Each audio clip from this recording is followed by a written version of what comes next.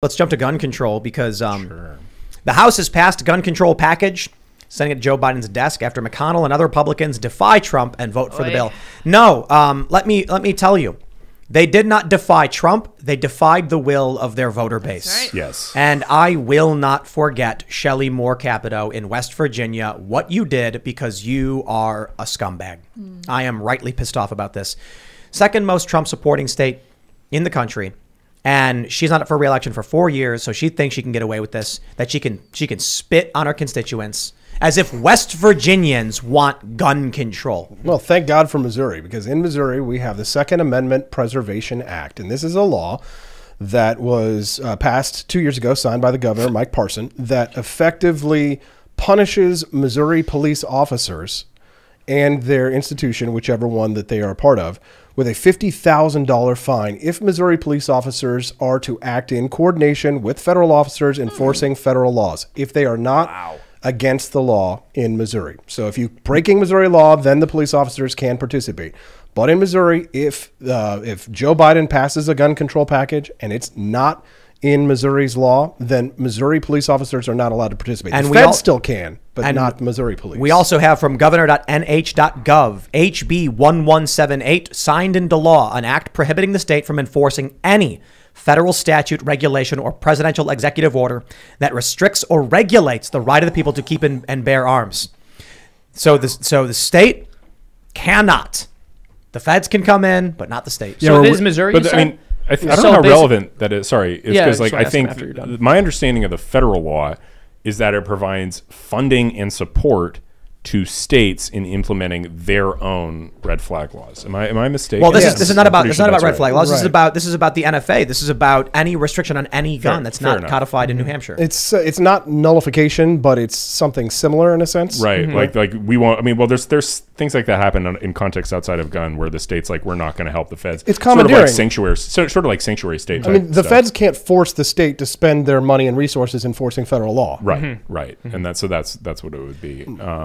So you're not stopping the feds from coming in, obviously, but if they do come in, your police officers are totally unable to help unless they want to. If they want to perform a federal raid for bump stocks, then Missouri police officers are not allowed to participate. And the police don't like it. And it actually has put conservatives in Missouri in a really difficult position because typically they would de facto support police. Yeah. And so now police are, in a situation where they have to try and convince conservative lawmakers to try and repeal or gut a law that the lawmakers just passed overwhelmingly that was popular. And it's now a big campaign issue in Missouri. I don't know that New Hampshire's has any kind of an enforcement clause, but there's a current Senate candidate named Eric Greitens who's running in Missouri. He was governor there for a short time. He's now running again to be in the U.S. Senate. And he actually came on my program in Missouri and said that he supported the police, that this amounts to a defunding of the police. He was actually using leftist rhetoric, mom's demand rhetoric, going against the Second Amendment Preservation Act because of the $50,000 fine that goes to those police departments.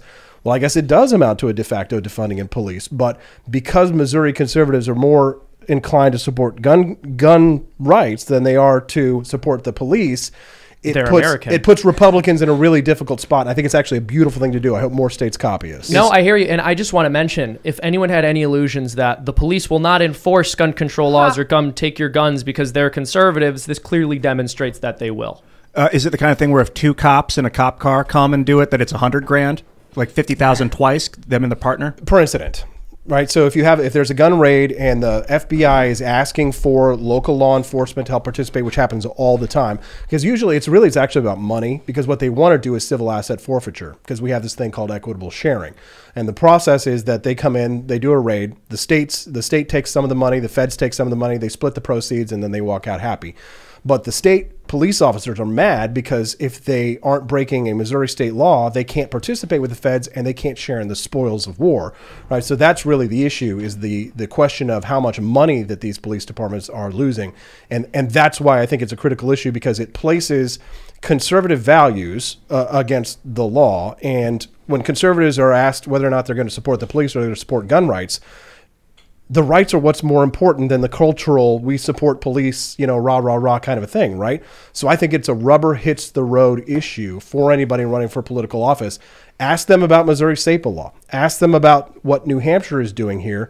And I wonder, from a constitutional question, What do you think, Will, of the question of the real deal, the real nullification, which we had a crisis of, which we had a civil war over? Nullification is nonsense. Sorry. No, go ahead. Yeah, no, tell me about it. That was settled in the 1860s. Can you define what it is?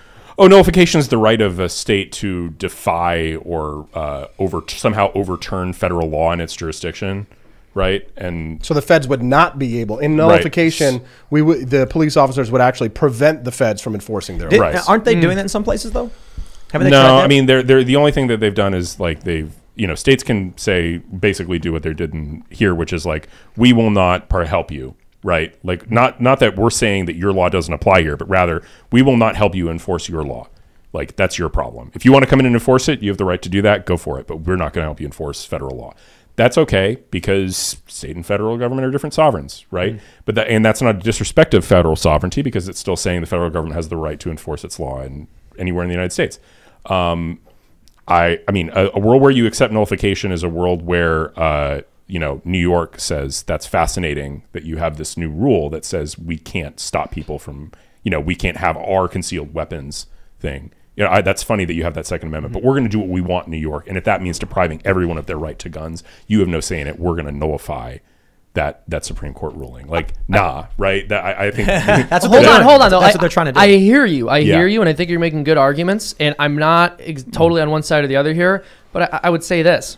I might be willing to accept that if that meant in my state, the federal government gets zero say and can't enforce anything if our legislatures decide that I should be able to have whatever gun I want. Ultimately, ultimately the end state of nullification is going back to effectively the world of the United States and the Articles of Confederation.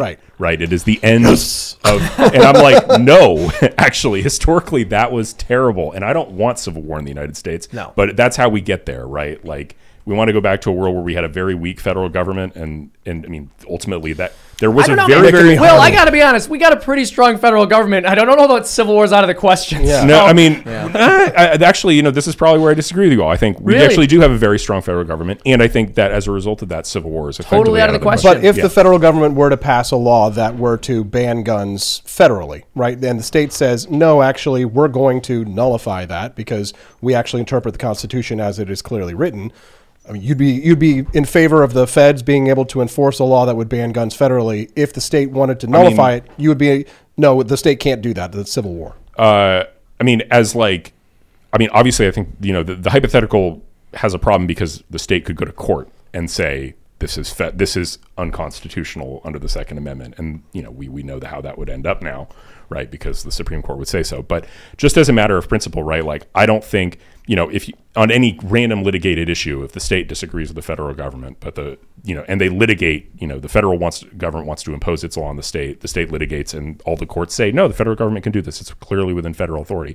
I don't think the state then just gets to defy that. Under that scenario, would you be in favor of a convention of states?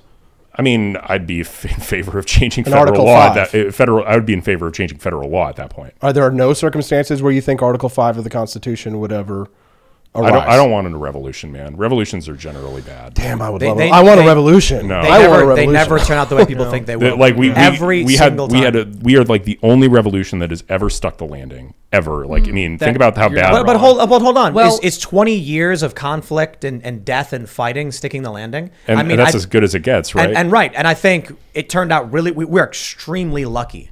At the founding fathers, because you look at Canada right now and it's like, but they warned us over and over about central banks, and I mean they were like they're more powerful than standing armies. I think they even said at one point, and then the Federal Reserve got formed. We had the bank. Yeah, well, I mean you're a Jeffersonian and I'm a Hamiltonian, right? Like this is they already posed a revolution on us in 1913. Now we got to take it back. Yeah, now we have the most powerful economy in the world. But not all revolutions are fought with blood and tears and sure. And the Federal Reserve was a revolution. Right, the Progressive Era was a revolution. It wasn't fought with bullets; it was fought at the ballot box. And so, I want a revolution. I don't want fighting in the streets here in the United States, but I want an overturning of many of the legal precedents that have been set. Then win some elections and win some litigation. I'm working on that. Revolution. 4 more states for a convention. Revolution means to turn forward, and it actually it's constantly we're in a revolution. We are revolving, and if you participate in the revolution is up to you. But it's revolving whether you're doing it or not. 30 states are controlled by Republicans, legislatures, and you need 34 for a convention of states. Well, I believe. If we had like what we have now on the Supreme Court in terms of majority with these states, where we had majority of conservative states that were pushing for this, then would you push for an Article 5 or think that? Oh, you mean if we didn't have a majority? If we did. Since we have a majority conservative Supreme Court, I'm like, why we don't need to do anything crazy. Let's just keep litigating and winning. Think about how depressing must you be if you're a progressive right now. Like, you control the presidency in both houses of Congress, and you're taking L after L after L right now. You're about to lose. And you're about to lose one of those. Yeah. Do you want that in your back pocket, though? Do you want an Article 5 convention to stay in the Constitution and to be something that's there? You don't even want that power? I don't want, I really do not. People talk about national divorce. I am like a very anti-national divorce guy. I'm actually with you on that. I think people are wildly underestimating how violent and bloody that would be, how impossible that would be relative to. I think one thing impossible. Effectively, me failed English. That's I was like Simpsons reference. It's not 1860. In the run up to the Civil War, right after Civil War was declared, state armies literally just walked into federal armories and took all the guns. The federal government was so weak. We can't even comprehend how weak the federal government was in the run up to the Civil War, which is why the states were able to secede in the first place. Mm-hmm. It's just not something that would happen, and it would be bad if it did. How strong is too strong a federal government for you? A federal government that can't be constrained by law at all is too strong. Then you have, that there's no legal recourse, that there's no. You don't think that we're there? Not even close. What do you think about the Patriot Act? The federal government is not too strong in your mind? There are places where I think the federal government should be weaker, and places where I think the federal government should be stronger. Are you comfortable with stronger? We're all libertarians. Right? Big tech regulation. I'm giving you a hard time. Are you comfortable with the Patriot Act? With the Patriot Act? I'm comfortable with some things in the Patriot Act. I think it probably gives the NSA and there's probably too much power and too much espionage power in general. But I'm not cut it out with the nuance, please. I'm not. Sorry, I want to know. Will's talking about the total Federal Reserve. Oh yeah, that's sure. True. I'm pro Federal I'm Reserve. sorry, man. Yeah. That's get out. I will also say this on the question of revolutions. Right, people need to realize this. This is true of basically every revolution that I'm familiar with, right? Yeah. Not a giant history buff. You're right, the American Revolution in many ways stuck the landing. But even with the American Revolution, it's not as if every single person who was revolting was fighting because they wanted the kind of system that the founding fathers ended up setting up. And we see this in you look at the Bolshevik Revolution. It's not as if, or even the French Revolution, it's not as if all of those people rose up to fight because they wanted to see the ideology that ended up taking the place of their current system come to fruition. They were angry. They wanted to fight, but it's just a very tiny organized minority that ends up getting to decide what government you have after the revolution has won or has been won. If there is anything right now that is making the federal government weaker, it's what the DOJ is doing with Trump supporters. Oh yeah. Yes. That outright with the solitary confinement, with the raiding on Jeffrey Clark, with the subpoenas to GOP, it is basically sending a signal to half this country that the government is against you, and that means if you're someone who supported Trump, you believe Trump, or you are a simple skeptic who has questions based on the Texas v. Pennsylvania lawsuit or things like that, you are being told your wants, concerns are irrelevant, and you will get no redress of grievances. And if that's the case, it's exactly what ends up happening. It is in line with what happened in 1860, when Southern states felt like their what was supposed to be granted to them in terms of the federal negotiations between states, they weren't getting what they were supposed to be granted. I think it's a little different. I mean, the way I'd look at the South is the South felt like, that they were on a track to inevitably lose complete power. Like basically they were on track to be a permanent political minority. And how is that different? Well, it's not just that. It's one of the big issues with the Fugitive Slave Act, which is the North was not adhering to. And so you have many Southern states outright being like, so our votes are meaningless. The federal government won't enforce the agreements that we have as a union, then there must not be a union. And if that's happening now with the DOJ going after Trump's Peter Navarro, Steve Bannon, Jeffrey Clark, going after a GOP chair in Nevada, filing subpoenas, raiding homes, these people are going to have the exact same sentiment. I think the way to resolve that is to punish them when we take power, right? Like, I think that's we need to kind of flip it back on them, right? Everybody who is involved in these DOJ investigations themselves needs to come under investigation. There needs to be like mass subpoenas. Trump couldn't do it, but then I'm thinking you got to look at a world where DeSantis and a little more legally sophisticated group of people are in charge of a Republican White House, like and a more vengeful, like, yeah. I think the optimism is the midterms are going to be really good for Republicans, and then in 2024 you're going to get either a Trump or DeSantis who will take those actions. But I just feel like it's unpredictable. Yeah, no, and what DOJ is doing now, and what Merrick Garland is doing at DOJ. I mean, Merrick Garland should be impeached. That actually should be early on the list of things, like of what should be done. For what? For various. I mean, there's a lot of unlawful. There's actually like some seriously like unlawful actions, failure to enforce law. Yep. Right. Failure, for example, like the protests at justices' houses, like his decision to just completely not enforce that. In my view, that's impeachable. Oh, yeah, absolutely. Did he argue that was a First Amendment right? He just didn't even. I don't even think he discussed it publicly, like at all. I think he passively just. I think it was asked of him, but he said something like just shrugging it off or something. Like if you're not going to protect Supreme Court justices from, like there's federal law on the books that says people aren't allowed to protest in front of their private homes. But doesn't the First Amendment supersede that? No. I mean, the precedent is that it's a time, there cannot be free speech without justice. So the exception made in terms of protest is that courts must be free from the influence of partisans.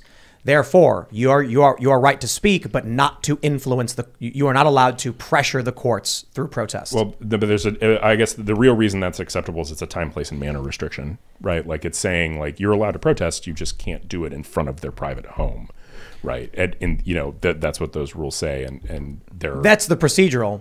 The sort of ideological is if the courts aren't allowed to sit down, discuss, and try and figure out what justice is, then free speech doesn't exist at all. Well, but they can. They can still protest at the court, right? No, they can't. Sure, they can. I'm pretty sure it actually says you cannot attempt to protest at a court to persuade an officer. Or as applied, that would certainly be unconstitutional, right? Like right. If they actually tried to, that would certainly be a First Amendment violation to say you couldn't protest it. I could be wrong about that. There's a difference. It does say home. There's a difference of yelling at the judge as he's driving to the court, standing outside, and just yelling outside the court while they're all inside. Because if you're yelling at his car and yelling at him when he's walking in, that's definitely pressuring the judge. Let's clarify. You guys are talking a lot about the Civil War and the allegory, which I see, which is the states being like, you're not upholding my rights, government. But I think of the Revolutionary War and the similarities that the taxation, no taxation without representation is what sparked it. And as they're printing trillions, we've got like $30 trillion of debt. That's a tax on me. And I'm not seeing that money. I want to clarify. Yes, you cannot at a court. It says, whoever with the intent of interfering with, obstructing, or impeding the administration of justice, or with the intent of influencing any judge, juror, witness, or court officer in the discharge of his duty, pickets or parades in or near a building housing a court of the United States, or in or near a building or residence occupied or used by such judge, juror, witness, or court officer, or with such intent, uses any sound truck or similar device, or resorts to any other demonstration in or near any such building or residence, shall be fined under this title, imprisoned, not more than 1 year or both. How do you define near? I guess it's probably, I mean, that actually, that's an interesting question, because I guess somehow that's got to coexist with the First Amendment, right? So then there's like, I don't know. I guess I'd have to read up on how the Supreme. I know the Supreme Court said some stuff about this. What I read was the reason this came about. This is 1950. Was because the judges were basically like, how can we actually administer justice if people will use political attacks against us in the course of seeking justice? So if you're able to protest at someone's house or at a court to influence a judge and alter the course of justice, then there isn't any. Because that means, like with Brett Kavanaugh, if he says, I am going to side with overturning Roe v. Wade, and then we're going to go to your house and threaten you, then there's not justice for those who had filed a petition in the court. Kind of reminds me of, remember back to the Tommy Robinson stuff? Right. That was in the UK, though. That was in the UK, but it's sort of similar to this. He interviewed someone outside a court, so they arrested him. He just talked about right. private, like what it was declared confidential information about court proceedings. And wow, you're not allowed to do big that. Brain stuff, man. Yeah, I know. Thanks for checking out this segment from the Timcast IRL podcast. But if you want to check out the full show live, tune in Monday through Friday at 8 p.m. And if you want more special access content, head over to timcast.com and become a member. Your membership helps sustain this company, keep our journalists employed, makes this show happen, and you will get access to exclusive members-only segments of the Timcast IRL podcast, and there's a massive library to check out. So again, go to timcast.com or tune in Monday through Friday at 8 p.m., and we'll see you all there.